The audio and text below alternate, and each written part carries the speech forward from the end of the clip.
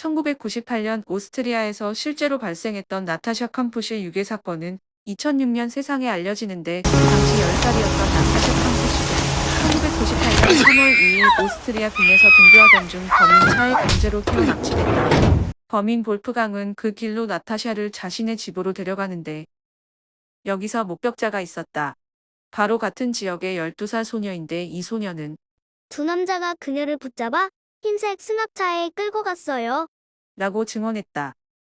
경찰은 흰색 수납차 776대를 수사망에 올려 조사했고 이 중 범인이 있었으나 그는 그 시간에 나는 집에 혼자 있었고 집을 공사할 때 나온 돌무더기를 치우느라 승합차를 사용했다. 라고 둘러대자 경찰은 더는 질문하지 않았고 그의 집을 수색하지도 않았다. 범인 볼프강은 8년 동안 창문도 없고 소리도 새지 않으며 차고 및 5제곱미터밖에 되지 않는 지하실에 나타샤를 감금했다. 이곳은 들어가는 데만 거의 1시간이 걸렸다고 한다. 나타샤는 제가 살던 지하실이에요. 얼마나 작은지 아시겠지요? 이곳은 절망적인 공간이었어요. 저는 늘 제가 닭장 안에 갇힌 불쌍한 닭 같았어요. 탈출 후 나타샤가 직접 한 말이다. 나타샤는 나중에 자신이 갇혀 살던 집을 구입했는데 혹시나 이곳을 다른 사람들이 사서 관광지로 쓰지 못하게 하기 위해서였다. 감금 초기 볼프강은 나타샤에게 나는 총이 있고 도망치려고 한다면 죽일 거야. 창문과 문에는 부비트랩을 설치했어. 라고 위협했다. 볼프강은 8년간 나타샤를 수시로 폭행하고 굶기고 캄캄한 어둠 속에 오랫동안 가두는 등 정신적 육체적으로 학대하면서 자신이 지배권을 쥐고자 했다. 시간이 지나면서 나타샤가 성장하고 반항하자 학대가 더 심해졌다.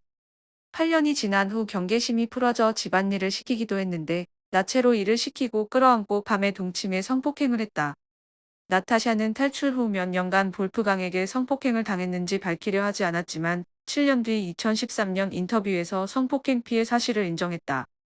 나타샤의 증언에 의하면 지하 깊은 골방의 전자제품의 시끄러운 소리와 깜깜한 어둠 속 매일매일 공포에 떨며 잠을 청했다고 한다. 시간이 지나자 볼프강은 나타샤에게 TV와 라디오, 비디오 등을 보여줬는데 그중 자신이 실종됐음을 알리는 뉴스 영상도 있었다고 한다. 그러면서 볼프강은 그들은 더 이상 너를 찾지 않아. My 한 name 번은 is Natasha 볼프강이 나타샤를 Kampusch. 데리고 같이 스키장에 갔는데 당시 여자 화장실에 Извините, я 있던 вас не 사람에게 понимаю. Я не 나타샤의 говорю 도움을 по-немецки. 요청했으나 불행히도 상대방이 외국인이라 알아듣지 못하고 웃어넘겨 신고에 실패하고 말았다. 여기서 납치범과 여행이라니? 라고 생각하겠지만 볼프강은 나타샤를 단순히 노예가 아닌 자신에게 완벽히 맞는 여성관, 자신만의 갈라테이아로 만들고 싶어 했다고 한다. 2006년 8월 23일 나타샤가 18살 되던 해 볼프강은 마당에 나가 자신의 차를 세차하라고 나타샤를 집 밖으로 내보냈다. 이때 마침 전화가 걸려오는데 볼프강은 청소기 소음을 피해 잠시 자리를 떠났다.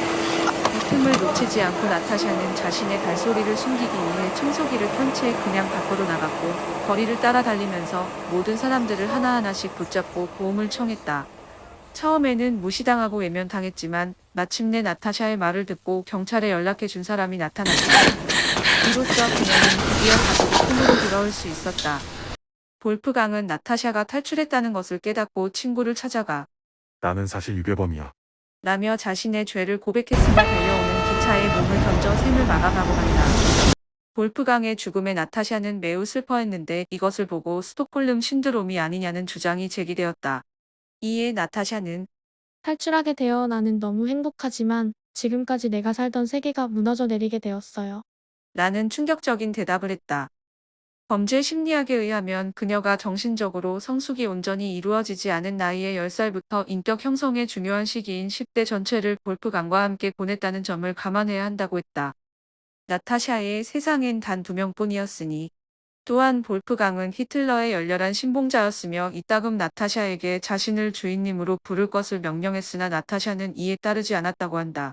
사건 이후 나타샤가 가족 품에 돌아온 후 경찰은 제대로 조사하지 않았다는 이유로 비난받았고 사건 당시 목격자의 증언 때문에 공범이 있다는 소문이 있었다. 하지만 사건 해결 6년 만인 2012년에 FBI에서 파견한 전문가가 포함된 국제조사단이 9개월간 철저히 수사하고 나서야 단독 범행일 가능성이 대단히 높다는 결론이 내려졌다. 이 사건은 전 세계적으로 이슈가 되었으며 나타샤의 TV 인터뷰가 생중계로 방송되었고 오스트리아 방송 역사상 최고 시청률을 기록하기도 하였다. 나타샤는 자신이 겪은 끔찍한 경험을 받아들일 수 있도록 치료를 받았고 2011년 3096일이라는 제목의 책을 출간했으며 영화로도 만들어졌다. 영화 제목은 자서전 제목과 같은 3096일이며 제작 과정에 나타샤 본인도 함께 참여했다.